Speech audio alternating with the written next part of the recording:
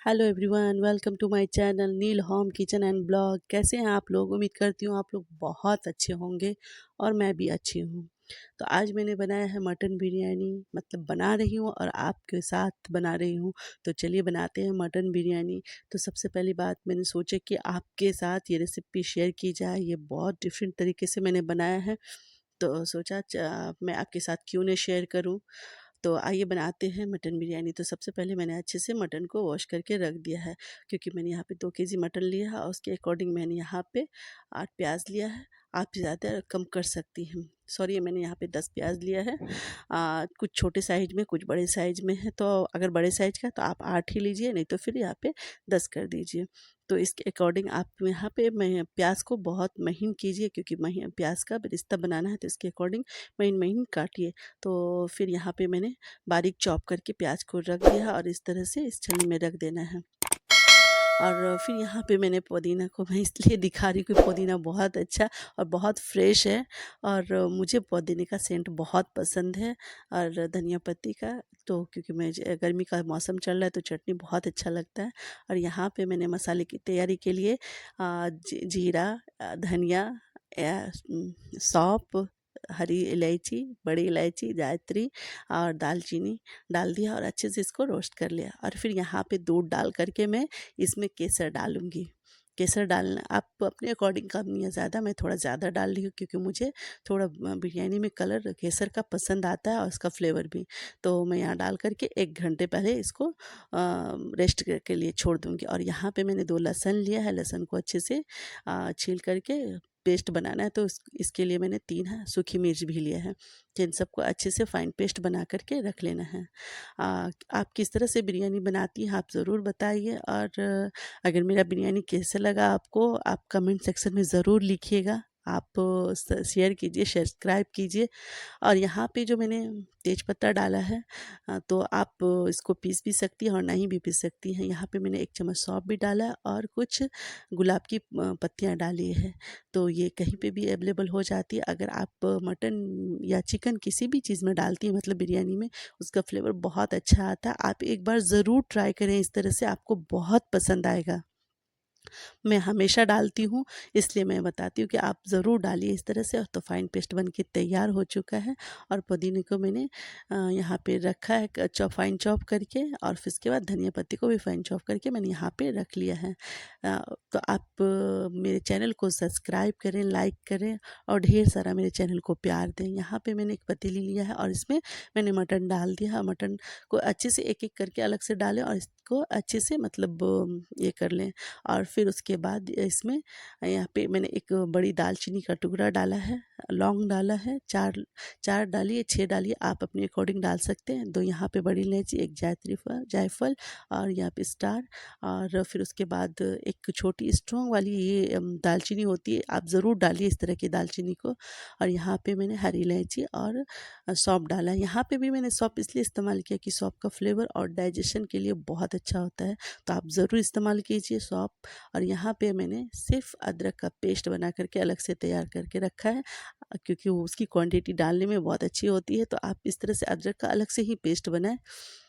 तो मैंने बना करके डाला है और यहाँ पे मैंने पुदीना पत्ती और धनिया पत्ती ऐड कर दिया है। तो इस सबको अच्छे से ऐड कर लेना है। और फिर इस स्टेज को पे यहाँ पे जो धनिया की डंठल होती है, इसको फेंके नहीं। और इसको इस तरह से किसी भी सब्जी, या आप मटन या चिकन बना रही हैं, या मटन बिरयानी या चिकन बिरयानी, तो ज़रूर डालें। और मैं यहाँ हमेशा इस्तेमाल करती हूँ यहाँ पे मिर्च पाउडर, हल्दी पाउडर। और यहाँ पे मैंने जो बारीक पीस करके मैंने छोटे, मतलब हरी इलायची, सौंफ, जीरा, ये सारे मसाले रखे थे, यहाँ पे मैंने 2 चम्मच इस्तेमाल कर लिया। और यहाँ पे इस स्टेज पे एक नींबू, क्योंकि नींबू जब तक इस्तेमाल नहीं करेंगे तो जो मैं मेल्ट करके रखूँगी, तो उसके जो पेस्ट होता है उसमें नींबू का बहुत ज़्यादा ही ज़रूरत होती है। तो एक लेमन ज़रूर डालें इसमें, क्योंकि लेमन का फ्लेवर बहुत अच्छा होता है। तो इस तरह से डाल करके हाथों से अच्छे से मिला लें। और फिर उसके बाद इसे मैं 1 घंटे के लिए रेस्ट पे रखूँगी। आपके पास अगर टाइमिंग ज़्यादा है तो आप ज़्यादा टाइम रख सकती हैं, 2 घंटा या 3 घंटा, तो उससे बहुत अच्छा और फ्लेवर आएगा। क्योंकि मेरे पास टाइम कम है तो मैं कम टाइम के लिए रखूँगी। तो इस वजह से, क्योंकि दोपहर में बनाना है मुझे लंच में, तो इस वजह से यहाँ पे मैंने रिफ़ाइन ऑयल इस्तेमाल किया है और इसके साथ में यहाँ पे सरसों ऑयल भी डाला है। आप इस तरह से ज़रूर मिक्स करके डालें, उसका फ्लेवर बहुत अच्छा होता है। और बरिस्ते जो बनाते हैं तो सरसों तेल और रिफ़ाइन मिल कर के वो बहुत अच्छा फ्लेवर लाता है। तो इसी ऑयल में मुझे इसी ऑयल का इस्तेमाल फिर मटन में भी करना है, तो इसकी वजह से मैंने सरसों तेल डाला है इसमें। तो अब बेरेस्ते को ज़्यादा लाल नहीं करें, हल्का सा यहाँ पे देख सकते हैं कि मैंने हरा ही निकाला है, क्योंकि ये खुद ब खुद फिर लाल होने लगता है।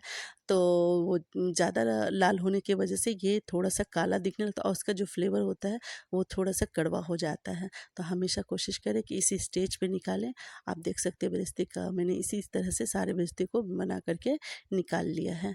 तो मेरा बेरेस्ता हो गया ऑलरेडी तैयार। आप देख सकते हैं कि मैंने फिर उसी मतलब प्रोसेस से सारे बेइज्जती को बनाया है और ये मेरा रिश्ता का फाइनल स्टेज है। तो आप किस तरह से बनाती हैं बेरिस्ते, तो आप मुझे ज़रूर बताएं, कमेंट करिए। और यहाँ पे मैंने लिया है 3 चम्मच दही। आप थिक दही लें तो अच्छा है। आप देख सकते हैं कि बहुत थिक है। और यहाँ पे मैंने हल्दी पाउडर, धनिया सॉरी लाल मिर्च पाउडर, और यहाँ पे मैंने सिर्फ हरी मिर्च को फाइन चॉप नहीं किया है, मैंने प्लस मोड पे इसे पीसा है, आप देख सकते हैं। और क्योंकि अगर आप फाइन चॉप पीस लेंगी तो उसका टेस्ट और फ्लेवर अलग हो जाता है। तो यहाँ पे प्लस मोड पे ही चला के रखना है। तो मैंने यहाँ पे मटन बाहर निकाल लिया और इसको चला के देख रही हूँ, इसका सेंट बहुत अच्छा आ रहा है। और ये आप देख सकते हैं कि सारे मसाले बहुत अच्छे से पेवस हो रहे हैं, हो चुके हैं। और यहाँ पे जो मैंने दही में पेस्ट बना के रखा है, तो इस स्टेज पे इसे डाल देना है। दही का सारा पेस्ट यहाँ पे इसी में ऐड कर लेना है। तो आप देख सकते हैं। और यहाँ बेरेस्ता मेरा हो गया है ठंडा और बहुत क्रंची आवाज़ आ रहा है, आप देख सकते हैं। हाथों से मैंने इसे मसल दिया और इस तरह से हाथों से मसल करके अपने दोनों हाथों से, तो आप इस तरह से डालिएगा तो बहुत अच्छा होता है और इसका कलर टेस्ट बहुत ही अच्छा आता है। तो आप देख सकते हैं, इसी तरह से आपको कर लेना, थोड़ा मेहनत लगेगा। और इसी तरह से सारे बेरेस्ते को क्रश करके हाथों से डाल देना है और फिर इसको अच्छे से मिक्स कर लेना है। तो बहुत अच्छे से मिक्स करना है यहाँ पे इस स्टेज में, ये फाइनल स्टेज है। और क्योंकि ये थोड़ी देर के लिए, मतलब आधे घंटे के लिए मैं मेल्ट के लिए रखूँगी। और अगर इस टाइम में अगर अच्छे से मेल्ट नहीं होता है तो फिर थोड़ा सा उसकी जो मतलब फ्लेवर होता है उसमें थोड़ा चेंज हो जाता है। तो अच्छे से आप हाथों से भी मिक्स कर सकते हैं, लेकिन मैंने यहाँ पे चने की मदद से मिक्स किया है इसको। और फिर इसी तरह से मैंने जो जिसमें ब्रेस्ता तैयार किया था जिस ऑयल में, उस ऑयल को इस स्टेज पे डाल देना है और अच्छे से फिर मिक्स करके इसको ढक करके आधे घंटे के लिए मेल्ट के लिए रख देना है। अगर आपके पास टाइम ज़्यादा है तो आप उसको 1 घंटे के लिए मिनिमम मिनिमम रखें। लेकिन मुझे थोड़ा जल्दी है तो मैं आधे घंटे के लिए ही रखूँगी। और यहाँ पे मैंने तांबे का एक पतीली ले लिया और उसके बाद सारे जो मटन है उसको इसमें ट्रांसफ़र कर लेंगे। और इसी तरह से सारे मटन को ट्रांसफ़र करना और चारों तरफ फैला करके इसमें डाल देना है। ऐसा नहीं कि बस एक जगह रख के और छोड़ देना है। आप किस तरह से मटन बिरयानी बनाते हैं तो मेरे साथ शेयर ज़रूर करें। और आप मेरे चैनल को सब्सक्राइब करें, लाइक करें, कमेंट करें। आप लोगों का सपोर्ट मेरे चैनल को बहुत ज़रूरी है। मेरे चैनल को आप लोगों का प्यार, सपोर्ट की ज़रूरत है। और इस तरह से मैंने, आप देख सकते हैं, मैंने गोश्त मतलब मटन को बहुत अच्छे से फैला करके डाल दिया है और फिर उसके बाद मैंने इसको गैस पे चढ़ा दिया है। तो यहाँ पे मैं 5 मिनट हाई फ्लेम पे इसे पकाऊंगी और फिर उसके बाद लो फ्लेम कर दूंगी। और इसी के साथ मैंने यहाँ बासमती राइस ले लिया है और इसे आधे घंटे के लिए मैं भिगो करके अच्छे से रख दूंगी। तो आपके पास अगर टाइमिंग है तो आप ज़्यादा टाइम के लिए इसे भिगो कर रख सकते हैं। तो देख सकते हैं बहुत अच्छे से मैंने राइस को वॉश करके रख दिया है। अब इस तरह से इसका कलर इतना प्यारा आ रहा है। और जब भी ये राइस यहाँ पे मेरी बेटी आई है और उस वो चावल को थोड़ा-सा हाथ लगा रही है, उसे बहुत अच्छा लग रहा है। तो फिर आप बासमती राइस लें और वो भी लंबी वाली, तो इससे होगा क्या, आपका बिरयानी थोड़ा खिला-खिला बनेगा। और मटन को ज़्यादा नहीं पकाना है, बस थोड़ा ही पकाना है, मतलब 10 मिनट और उसके बाद यहाँ पे इस स्टेज पे क्योंकि मेरा मटन ऑलरेडी पक चुका है, तो यहाँ पे मैं पपाया इस्तेमाल करूँगी, मतलब कच्चा पपीता। तो अगर आपके पास है तो बहुत अच्छी बात है, नहीं है तो आप स्किप कर सकती हैं। लेकिन अगर आप डालेंगी ना, तो यकीन मानिए इसका फ्लेवर बहुत अच्छा होता है। और आप एक बार ज़रूर इस तरह से बनाकर और पपाया को डाल करके देखें, आपको बिल्कुल मतलब डिफरेंट लगेगा, कुछ अलग लगेगा। थोड़ा टाइमिंग लगता है, लेकिन मतलब ईज़ी प्रोसेस से अच्छे से बन जाता है। मैं इसे थोड़ा-सा और बारीक काट रही हूँ, क्योंकि मुझे विदाउट वाटर का इसको ग्राइंड करना है। आप जब भी पापाया पीस कर के डालें इसमें ग्राइंड करके, तो कभी भी इसमें वाटर नहीं इस्तेमाल करें। तो यहाँ पे मैं विदाउट वाटर ही इसको ग्राइंड कर रही हूँ। तो यहाँ पे आप अपने अकॉर्डिंग ले सकते हैं, 2 चम्मच। आप देख सकते हैं फाइन पेस्ट बन के तैयार हो गया है।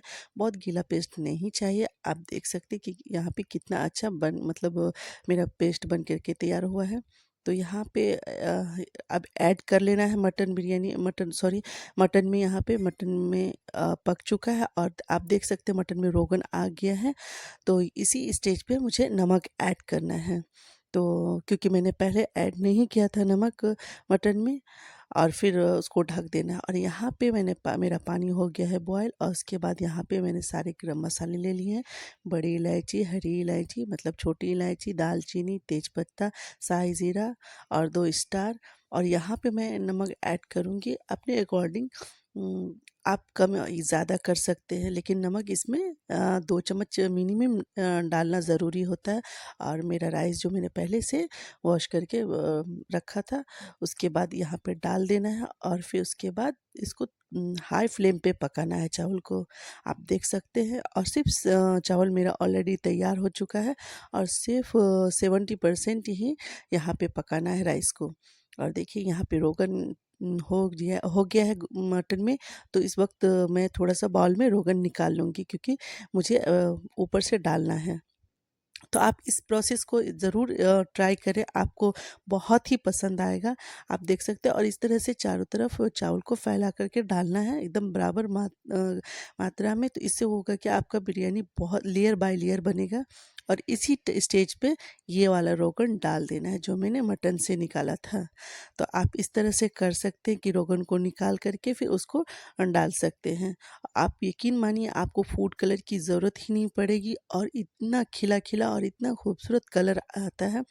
और फिर दूसरा लेयर इसी तरह से डालना है। यहाँ पे मैंने थोड़ा सा धनिया पत्ती स्प्रिंकल किया और थोड़ा सा बेरेस्ता। और दूसरा लेयर उसी तरह से मैं डाल रही हूँ जैसा मैंने पहला लेयर डाला था। तो यहाँ पे मैं धनिया पत्ती स्प्रिंकल कर रही हूँ, बस हल्का सा फ्लेवर के अकॉर्डिंग।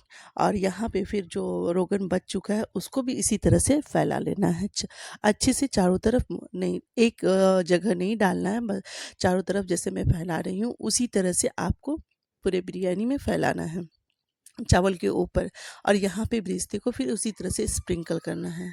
और यहाँ पे जो मैंने केसर और दूध को रखा था रेस्ट के लिए, तो इस वक्त इस स्टेज पर डाल देना है। तो आप इस तरह से डालेंगी तो उसका पूरा पूरा फ्लेवर आएगा, और आप देखिएगा कि बिरयानी एकदम कलरफुल और पूरा खिला हुआ दिखेगा। और यहाँ पे मैंने शुद्ध देसी घी का, जो मैं घर में बनाती हूँ, उसका इस्तेमाल की हूँ। और थोड़ा सा मैंने घी बचा के रख लिया है, क्योंकि उस ढक्कन में लगा कर के डालना है ऊपर। जो ढक्कन लगेगा बिरयानी के ऊपर में, तो एक्चुअली नीचे से जो भाप बनेगा और ऊपर से घी का ये रहेगा ढक्कन के नीचे, तो उसका जो फ्लेवर होगा वो बहुत ही टेस्टी होता है। आप देख सकते हैं मैं ढक्कन के ऊपर घी लगा रही हूँ। इस तरह से मैं चिकन बिरयानी में भी करती हूँ और मटन बिरयानी में। और यहाँ आटे के साथ मैं दम लगाऊंगी, मैं आटे को यहाँ पे कवर कर रही हूँ। तो आप देख सकते हैं कि आटे को पतले लेयर में ही डालना है, और उसके बाद आटे आटे को यहाँ पे लेयर डाल करके ढक्कन लगाना है। तो आप किस तरह से, क्या आटा डाल करके आप दम लगाते हैं या फिर कपड़ा डाल करके, किस तरह से, आप एक बार ज़रूर शेयर करें मेरे साथ। इस तरह से कमेंट करें कि आप किस तरह से मतलब दम डालती हैं। तो यहाँ पे ढक्कन को अच्छे से दबा देना है हाथ से, और थोड़ा-थोड़ा चारों तरफ इस तरह से करके दबा देना है। और इसी तरह से इसको फिर 5 मिनट हाई फ्लेम पे पकाना है। और बिरयानी का प्रोसेस हो गया है डन। इसे 5 मिनट हाई फ्लेम पे और 25 मिनट लो फ्लेम पे पकाना है। 30 मिनट ही पकाना है।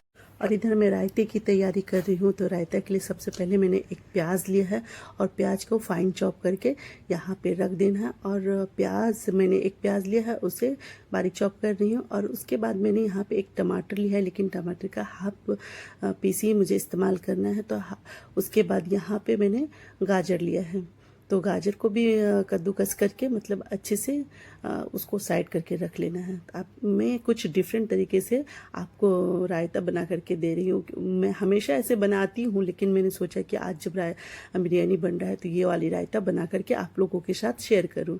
और उसके साथ मैंने एक एप्पल भी लिया है, तो एप्पल को भी मैं यहाँ पे कद्दूकस कर रही हूँ। तो इस तरह से आप करके, और एप्पल का जो मीठापन और क्रंचीपन और मतलब तीखापन दोनों मिक्स होता है, तो उसका फ्लेवर बिल्कुल हट करके होता है। आप इस तरह से एक बार ज़रूर ट्राई करें, आपको बहुत ज़्यादा ही पसंद आएगा। यकीन मानिए कि ये रायता इतना पसंद आएगा कि आप सोचेंगे कि रोज़ बना करके खाएं।